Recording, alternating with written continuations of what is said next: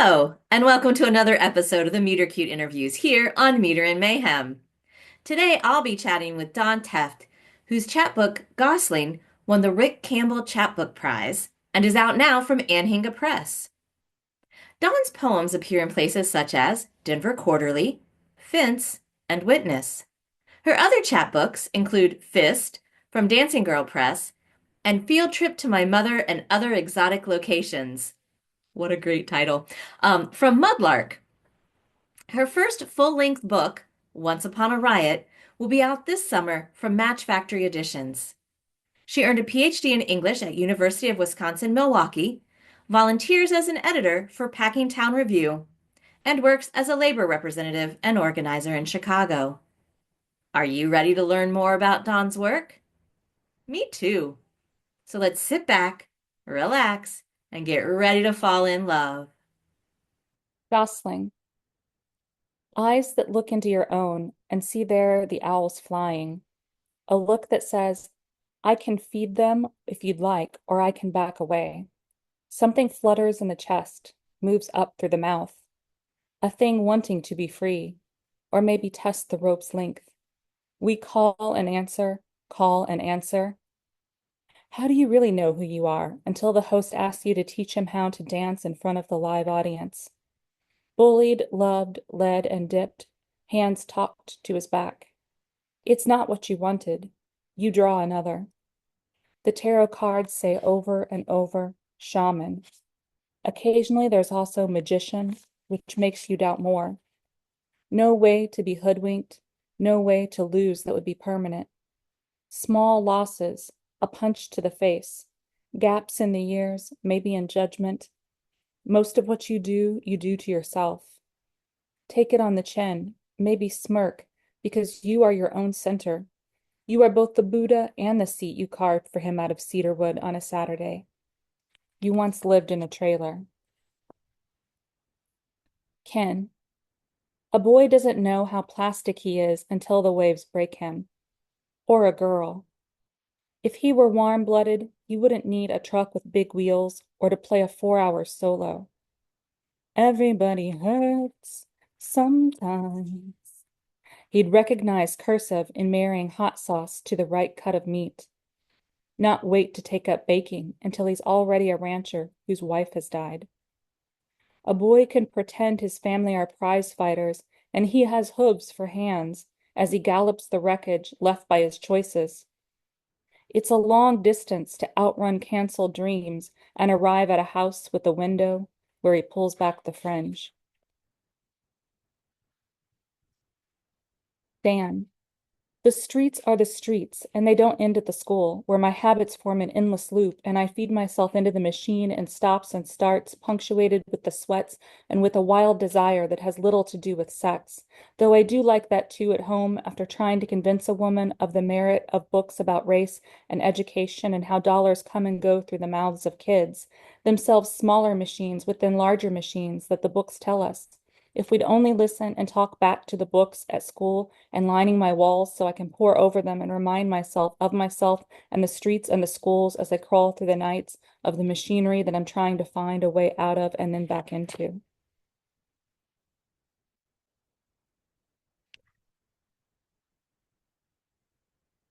Blue. It makes no sense to ask for the reason when there are so many.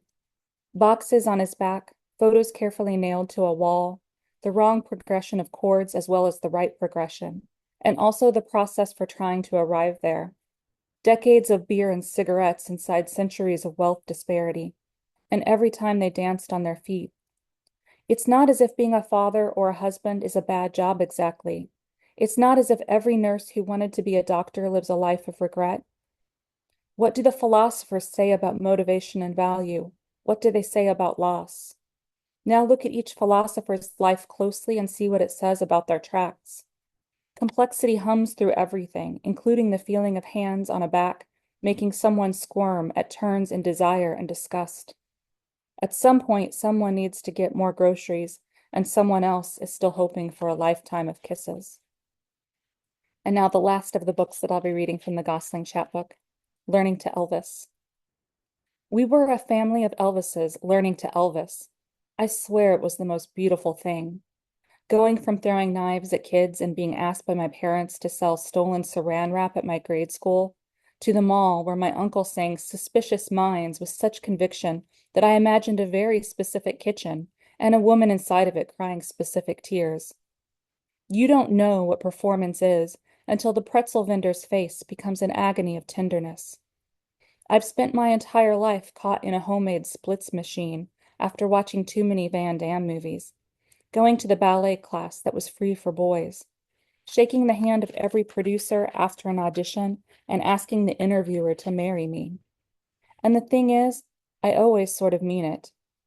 Just like I meant every plumbing pipe I laid in my restaurant, every table I built by hand, every jazz piano song I learned to play in 3 months.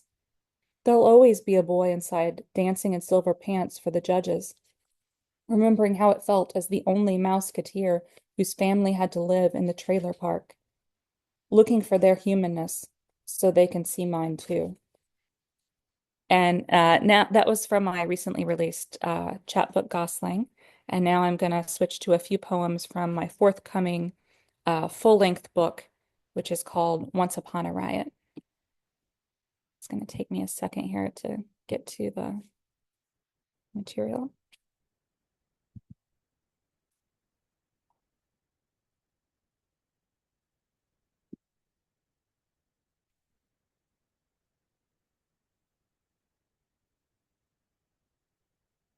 When I win, I start again. With my one wild and precious, I am compelled to press start over and over. Why must I dive into the cleft, sit with my schneepart, come up with a mouthful of, I did it wrong, consult the cards looking for impress in the new year, or at least the full at the start of the month? Why can I not find the place where the route snakes forward?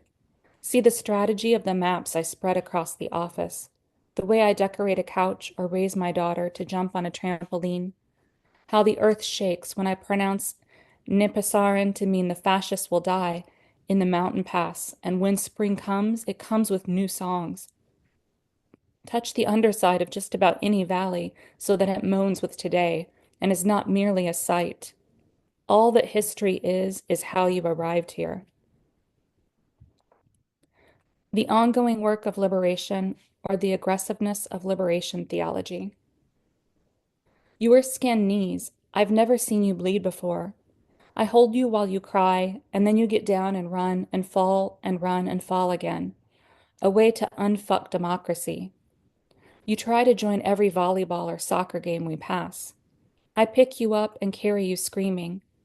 Architectural details minus content is merely mechanical. It doesn't matter that the bricks are made from mud dredged from Lake Calumet, or that the factory is in ruins. It says a lot that there's a memorial rose garden for a strike, that workers were paid minus the rent for row houses, and your skin is blooming with crusty roses because you see yourself everywhere you can't wait to get. Nashville's courthouse is burning. I turn on the TV to learn more about the poetry of the headline. The news labels all uprisings as riots instead of need. There is no easy way to step up and say, I demand to be free. Mayors allow police to kill freely, and the president tells senators who are black to go home. I want to write in your baby book that everything Baldwin wrote was in between fires. A pause to breathe hope and fear into chests. Bellows for particular ends. Men who eat ring forts are the same as men who eat my actions with their dead-eyed stares and flippant rolling mouths at the edges of the universe where the centuries unroll into and out of my womb with only lip service about my skills at flattening a plan written across a map on the top of a table filled with pens and the drippings of mustaches that have to be swept aside to make way for the world that is unrolling into and out of the symbols that shift, even though they were once hard data connected by synapses, and theories about how to win against kings and their kingmakers who are daily inventing new methods to tally, grind, wax, and wane, even if only on the head of a pin, where angels dance without sense, or vision simply to entertain those who would place a heavy creased thumb on their crowns. Thank you so much, Dawn. I really enjoyed listening to you reading, and it's so interesting because when you read that Gosling is using, like when you read the descriptions and hear that like Gosling is about Ryan Gosling's childhood, like has details from it, it could really easily sort of intentionally or unintentionally fall over into sort of camp or overblown and for use it for laughs kind of thing. And I was so impressed and excited that your poems are really earnest and meditative, but still have a little bit of a sense of play. But they've Yeah. I loved the tone of those and how they really pulled from his life and sort of the lives around all of us. And I feel like I learned a little bit about Ryan Gosling too in hearing the poems. Yeah, I actually wound up writing it. I have a little paragraph I could read if you'd like that's about like how I wound up using him as an instrument for writing, Yeah, which absolutely. I'd love to hear. okay, so I had written this was prior to reading the chapbook at a reading series. And so I wrote this as kind of like the intro. I said, most people watch a film and then look up interviews with the actors. But in the case of Ryan Gosling, I came to it the other way. I watched some interviews of him, especially the Graham Norton ones, very funny. And he came across as smart, funny, and charming, and just as importantly, as someone from a rough blue-collar childhood who carried with him a sense of how the world really is. Stories about his parents happening to come into possession of a truck of cellophane and then his feeling pressed by them to try to sell cellophane to his friends at school. Or about being the only Mouseketeer for 2 years around the age of 12, he was on the show, who had to live in a trailer park while filming. This experience of deep economic inequality and insecurity also included an understanding of the pain caused for everyone by patriarchy, which he seemed determined to try to not let dictate his behavior. And that caused me to watch his films, where it became apparent he had made some interesting choices and roles over the years, and that he was quite a good actor. He chose some deeply flawed characters and was himself obviously flawed in ways. So I wound up watching every film he'd been in, from the independent films to the blockbusters, interested in his art, but also tried to learn more about him as a person. Here was a celebrity I felt connected to, like learning about his life and body of work became a way of learning more about myself. After doing all that unintended research, and that's what rabbit holes are, unintended research, my brain needed to do something with it. So it became a spur to write as well as a lens for thinking about class and gender and art. So I was really drawing on his childhood, the roles he chose. A lot of the poems are in the voices of the characters that he played in the films, So yeah, yeah, and then there's things from interviews too. So Wow. Um, that's that's very cool. And I loved the line in one of the poems, complexity hums through everything. And I think that kind of fits with your description of kind of what you were hoping for and going for with it all. So yeah, I think some people might be dismissive of a book that is focused on a figure from pop culture, but for me, I didn't set out to write a book about a figure from pop culture. That wasn't even my goal originally. It was just, again, something that was kept circulating through my brain. And I was like, I should do something with this. It's a lens for thinking about the world. Also, he's an artist. He's not just a pop culture figure. He's a real, genuine artist who makes really great films as well as ones that can be hokey. Um, and and I'm very interested in the world at large as like fodder for everything. I don't think that there are some things that are okay to draw from and others that aren't. I think everything from what we consider high to low culture is fodder for our art, for our thinking, for analyzing, especially in this era when, for instance, television is now finally good. Our sources of art are much more myriad now, I think, than they used to be. yeah. Um, I'm curious, when do you think television got good? You said that now that television's finally I good. would say I mean, I'm not saying that it was there were never interesting things on television, but I'd say that there's more what I would consider literary quality television now. I used to I There was a while as an adult when I was bored by television. The things I'd watched as a kid seemed kind of cheesy to me.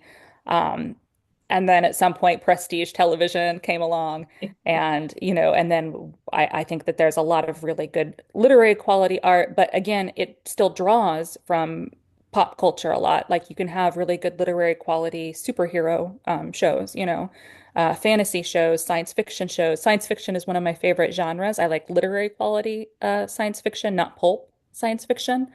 And I realize other people might like pulp stuff, and that's fine too. I don't mean to be dismissive of it, but just in that it's not fodder again for what they're doing, but just what I'm drawn to, tends to have like multiple layers of meaning, lots of symbolism, lots of references to other art, or politics or, stuff like that.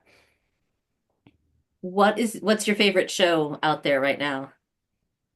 That's a really good question. I'd say that Severance is definitely among them. It's a really strange show, and I appreciate that something as strange as Severance is on television right now. And it's very, at least so far, it seems very political. It's dealing with the workplace, with oppression, with the ways that parts of our humanness get subverted, to the workplace, to the orders that we're given that often seem arbitrary and, meaningless. We feel disconnected from the work oftentimes, you know, much like I had originally read about in theory, related to, literary theory. I think it was Adorno, maybe. I'm trying to remember, who wrote about the conveyor belt, right? And how people then get disconnected in the age of our industrial, era, when there's like mass production, they get disconnected from the thing that they're producing. They're doing one little piece of the work as it goes down an assembly line, right? And so they no longer feel connected to the product because they're not part of it, the creation of it as a whole, you know. So yeah, and then they're doing sort of repetitive things over and over. Oh, that is one that we've watched the first episode. We have the Apple TV free trial this week, and so have been kind of sampling little shows and then seeing which ones are at the library and kind of making plans. So yeah, I that is one that I think we're gonna definitely watch more of. I feel like I had something else to say and then it left me. Something about Adorno, but It happens um to me all the time. because I remember so I used to know a lot more than I know now. My brain kind of some of the stuff has kind of left. But I remember when I was writing my like prelims for my PhD talking about the exact theory you're talking about because I was talking about my dad and making train wheels. And how, according to theory, he should feel disconnected from what he's doing because he's just sort of working on one aspect. But then my dad was like ridiculously proud. Like we would pass a train, and the company Oh, that he worked for was pretty much yeah, the only yeah. ones that make the wheel. And it was like, that's like I did those wheels, right? I Like I love that. did the machines that would work on those wheels. Um, and so then kind of spun out in that. So now Taking like half my ownership of the work. Yeah. huh? Claiming ownership of the work he's doing. Yeah. He's Yeah. really invested in it. And then you have to wonder um if that oh now my brain is going dark um like is that investment sort of are we fooling ourselves with that investment and is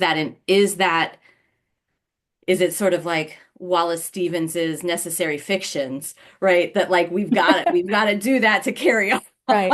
Well, I mean, I think it's both. I think on the one hand, yeah, I mean, he's doing the work and he is a part of it, and he's right to feel proud of the work that he's done and to claim that ownership and to feel connected to that work, but also he might have felt all the more invested and all the more proud of the work had he been in a kind of workplace that allowed him to be part of the process from start to finish, or have more input into the process, to have, or even to be an owner, of the plant that produces it. There are many ways that he could potentially feel even more invested, Um, so yeah. Yeah, very interesting. Um, so we've talked a little bit about at least one author. We talked a little bit about Adorno, but I'm interested to know what poets are you currently in love with? with their work? Well, I would say Snežana Žabić, The Breath Capital, which is a previous poetry book of hers. And then I've read some of the poems from her forthcoming book, Concrete is More Beautiful, Disfigured and Stained. And then I'd say also Paul Martínez Pompa.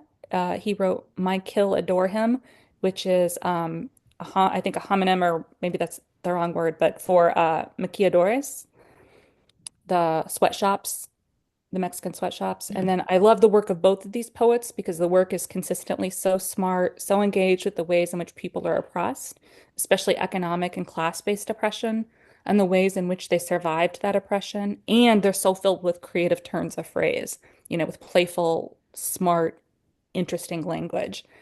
Additionally, the breath capital plays with language and form a lot and has a lot of stylistic variation. And I'm a big fan of playfulness and variation. I tend to be less excited by poetry books that take like one stylistic approach and repeat it over and over, though my sense is that most people are the opposite and tend to be more appreciative of that kind of consistency and uniformity. But I'm more interested in a book that might feature some poems that are narrative, some poems that are lyrical, some poems that are experimental, some poems that might be prose poems, and that tends to characterize my writing approach as well. That's true of both of the books that I read from today. Hopefully that was apparent, while listening, though maybe it wasn't, because it's different when you see things on the page, obviously. I'm a very demanding reader. I want it all, baby. I want there to be poems that are depressing, poems that are funny, poems that are intellectual, poems that are emotional. And if there are poems that can do all of these things in a single poem, then you've really got me. And I also recently bought and started Fugue and Strike by Joe Hall, which is heavily focused on class and pretty experimental, and I'm enjoying it. And I wanted to add real quick that though they aren't all poets, I have to say that I love the following. Dictee by Teresa Hak Kyung Cha, The Fire Next Time by James Baldwin, Snow Part by Paul Celan, Shattered Sonnets, Love Cards, and Other Often Backhanded Importunities by Olena Kalichek Davis, Salvage the Bones by Jessamine Ward, and the Neapolitan novels by Elena Ferrante, which I consider hands down the most brilliant literary works I've ever read. And I'd say that fiction and nonfiction inform my poetry just as much as poetry does, which is why I wanted to also, mention those other authors real quick.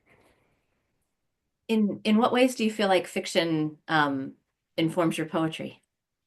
Um, well, I think that I read a lot of, I probably read even more fiction than I do poetry because poems, I feel like they take more work, I think, to read.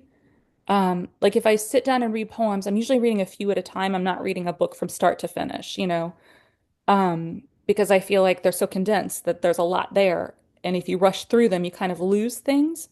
So it's a slower, more like ongoing process for me as a reader than with fiction, where I can just kind of fly through a bunch of pages in a sitting.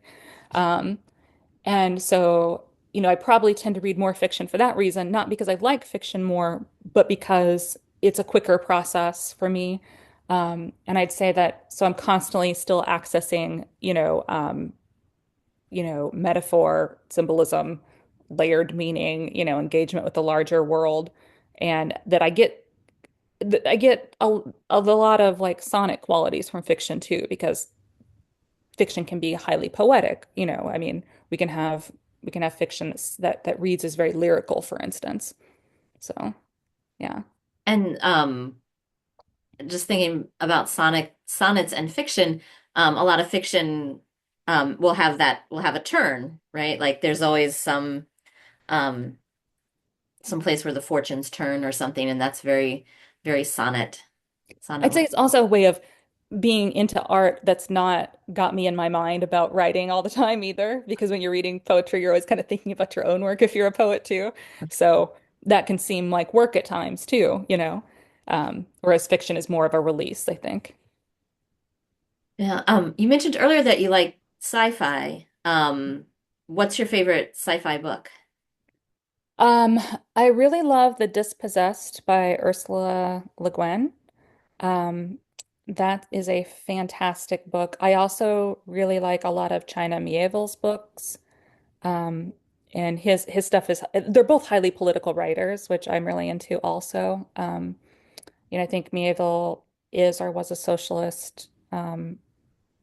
I think Le Guin maybe was more on the end of the anarchist end of things, but they're both people who are very interested in transforming the world and who don't think we can just accept the status quo as is, the tools that we've been given. I doubt that either one of them would have been invested in a two-party system, for instance, in maintaining that at least. Not that they didn't participate in it. They might have well have participated in it, but they might have done so with the hope of seeing another form of something come into being over time, if that makes sense. Yeah, absolutely.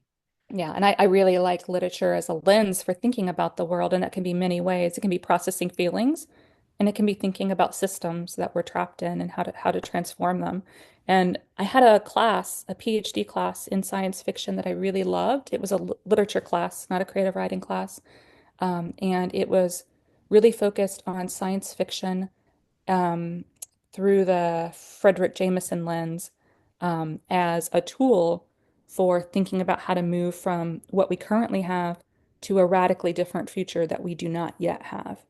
And that science fiction is specifically, at least in the more literary quality versions, devoted to um, that sort of project. And even if it's dystopian, it's getting us to think about what's wrong in our current world, right? Or what could go wrong, which is again always about like trying to wind up at a better place in the future. Yeah. Um, and so a very hopeful thing, even if it's sort of darker, it's also very, very hopeful in that too. Yeah. Do you ever think about writing fiction yourself? I have written fiction. I Okay. actually I had stories accepted for publication too. One of them, if I'm remembering correctly, one of them was accepted by the account that journal, and they nominated it for a pushcart prize, which was really lovely because I don't think of myself as a fiction writer, and so I was feeling really like a lot of trepidation, right, about submitting fiction for publication. So it Right. felt very affirming to have, this long-standing journal like nominated for a pushcart. It was a very poetic story, very lyrical, very not traditional narrative. It consists of fake encyclopedia entries that tell a fake history of crying. Oh, awesome. Yeah, so through various different sort of like stories and characters and yeah and facts. Yeah. Very cool. Very cool. Um, I what advice? I'm trying to think, um, what advice would you have for a younger version of yourself? You've mentioned, being back in your PhD program and things, but Yeah. like what advice would you give? Oh, and really quickly before I move on to that, I wanted to mention also there's a new novel, The Enhancers by Anne Yoder, that is I would what I consider literary quality science fiction that I think is really good that people could check out. Um, so advice, you said advice for a younger version of myself, is that Yeah. right? Yeah, yeah. I would say you're doing good, kid, by reading everything you can get your hands on. Really revel in this time of your life when you love everything you read, regardless of style or approach. When you're older and more widely read, you'll start becoming pickier and start enjoying a smaller percentage of what you read. So like really savor this period in your life when everything is new and exciting. And yes, literature is and will continue to be a lifeline for you. It will entertain you at times when you would otherwise be bored. It will provide you insights into psychology, human relations, emotions, class, politics, race, gender, geography, geology, artistic movements, political movements, economic systems, human strength, human frailty, need, hunger, desire, and almost anything else you can imagine. You will identify and empathize with so many voices and characters and become a more empathetic person and more highly attuned to the nuance of experience and context and biology.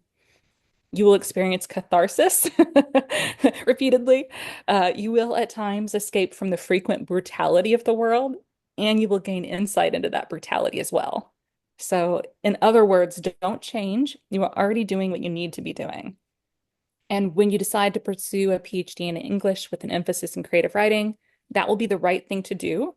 You will love the program you attend. You will love that 50% of the work you do is academic and 50% is creative. You will grow so much as an intellect and a writer from continuing to read literature, as well as theory in multiple disciplines such as anthropology, economics, and history, and writing academic research papers based on what you read, um, just as you did when you did your master's, which was an academic degree in literature. And you will grow so much as a creative writer from continuing to read literature, but also from workshopping your writing and receiving feedback on it, as well as from reading the work your fellow creative writers produce, as you had done in classes you'd taken when you were an undergraduate. And I will say that that for me was the most important part, was reading my fellow creative writers' work. That influenced me so much as a writer. My style changed and evolved for the better as a result of reading their work, because their work influenced mine. And that these two approaches, both the academic and creative, will cross-pollinate in interesting ways and strengthen everything you do in all walks of life. Even your organizing efforts, because I work as a labor representative and organizer, will be stronger for reading all of this multidisciplinary reading, researching, writing, thinking, and experimenting. In the future, an amazingly smart and talented worker organizer you will come to support your organizing work will share with you that his history professor said that the most exciting work being done right now is in English, and you will by then have already benefited from having pursued and completed a PhD in that area. And I'll be in complete agreement with that statement and see how you landed where you did in part because of that work that you did that other people wouldn't have seen as connected, you know. Nobody would have drawn that connection for me. I wouldn't have thought to have drawn that connection. Hmm. Yeah. And I would say Okay. also, like don't buy into false dichotomies. Like at times you'll feel like a minority of people who are solely academics assume you're only creative, and then a minority of people who are solely creatives will assume you're only academic. That's more the result of their insecurity. And we all have insecurities, so that's not to even criticize them, but just don't let though other people's anxieties interfere with what you're doing. Your favorite writers are widely and deeply read, and your favorite thinkers love art. So don't buy into false dichotomies. The whole human enterprise is aspirational, and you should be too. Everything is up for grabs and everything is fodder for becoming a better thinker, writer, reader, activist, person. Read literature, read theory, read poems and fiction and nonfiction, look at visual art, perform jobs in many areas. I've been a fast food cook, done data entry, been a college instructor, labor representative. All of those things have been like hugely formative, for me, in my art, in my thinking, in my activism. Pay attention to the minutia of your deeply loving relationship with your future daughter. The book that I have forthcoming is about both about the necessity of resisting oppression as well as the beauties and challenges of raising a child in our political moment. And then consume and analyze pop culture. Things get labeled as high art or interesting and nourishing, just as are things that get labeled low art. You can read Marx and Foucault and Angela Davis, and explore your brief obsessions with TV shows and with artists such as Beethoven, Public Enemy, Liz Phair, Nina Simone, Ryan Gosling. It's again, it's all fodder, and it's all context. It's what we're swimming through. So why would we ignore parts of it, and elevate other parts? It's all part of our environment. It's shaping us. And so we need to be thinking about what's shaping us, thinking critically and artistically about that and reflecting it back. That's awesome. That's a very Raymond Williams sort of way to look at it. I love that. Oh, who's Raymond Williams? I don't know that name. Um, he he was a British theorist. I think he was actually Welsh. He was working class and so did a lot of stuff about working class into the academy, but also talked a lot about the uses of pop culture in the world around us to understand things. So Yeah. I think you would probably dig him. Um, um, what advice do you think that she would have back to you if she showed up? You're in a sci-fi movie. She shows up in a time machine and pops in. What advice would she have for you now? Um, you know, um, Actually, I think my thoughts, I had already leaped to what advice the future me would have for me now. I think that's what I was ending on. So that would be it, is like sort of realizing that those divisions are false, because that was a struggle for me for a while, is trying to navigate other people's expectations about what I should or shouldn't be doing, or about what kind of person to be in the world. And we all deal with that lifelong. That's not something you just suddenly get over You're just this really independent, secure person for the rest of your life, you know. Right. Um, but there are degrees of it, right? And I'm on a hopefully on a different end of the spectrum than I had started out on. Because when you're younger, you know, you're really struggling to figure out where you are in the world, what the world looks like, you know, how you should be in it. And I think you start to get more confident over time, but that confidence is shaken at times too, because there's a lot of ugliness in the world, even from well-intentioned people. And it's hard to grapple with that. It's hard not to just leap to, you know, assuming you're at fault for something, you know. I think that contemporary therapy is primarily based on a behavioral approach these days. That's mainly what insurance funds is behavioral approaches, which is focused on changing yourself, right? And that does have utility. There's a usefulness to that because we all need coping mechanisms for dealing with the difficult, you know, confusing, painful world. Um, but that can't be the only thing, right? Because then that's putting all of the focus on you, as opposed to, you know, thinking about the seeds of what are causing problems that you're having to deal with. You know, I think you need both, right? Not just changing or managing your response to that world, but also thinking about and analyzing the problems, the seeds of the problems, you know, the roots of things, not just addressing the symptoms of them and how you respond to those symptoms. Um, so I think like, yeah, I'll stop there. No. Um, yeah, that's very interesting. Um, and I have been very fortunate that my counselor is also an activist. And so Yes. it's a lovely, it's just a wonderful, and she like, I don't know. At least I don't use my insurance, so it can kind of be whatever it needs to be. And so yeah, it makes me thankful that I lucked into that kind of thing. That's really great, and I'd say that that's unusual. You know, the friends that I have that are in therapy right now, like I don't know any of them who has an activist as a therapist, you know, even though many of them I think want that and or at least somebody who's more focused on systems, you know. Yeah. Um, Sorry, my brain is fighting against making a really cheesy segue about systems because we are pretty much out of time. And so, like, I'm just gonna make this awkward transition instead. Okay. Thank you so much for coming and chatting with me today, Dawn. I feel like I could keep this interview rolling for a long time, but it was Oh, great well, to that's talk with very you. sweet. And thank you for having me. I really enjoyed being here. It was nice to share and to finally meet you in like in a more visual medium. What a great interview that was. I hope you had as much fun listening as I had talking. I always get a little bit nervous when I'm about to interview somebody that I don't really know all that well, or I only know them from social media, and my social anxiety sort of kicks in and takes over my little brain. And I don't know about, they're always so much fun. It's my favorite part of doing these is just getting to know new people and the things that they're interested in, especially when they overlap with my own interests, which if you've looked around my channel, if you've been around my channel much, you know that issues about class and labor are sort of uh, very forefront of my mind on many things. And so that was fun to have some conversations about that.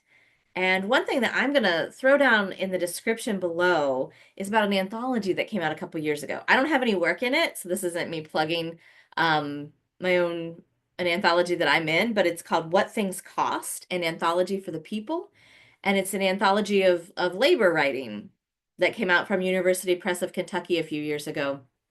And I think that if you've enjoyed watching this interview, I think you're gonna like to read stuff in that anthology as well. So just gonna put a little bug in your ear about that. Thanks for stopping by.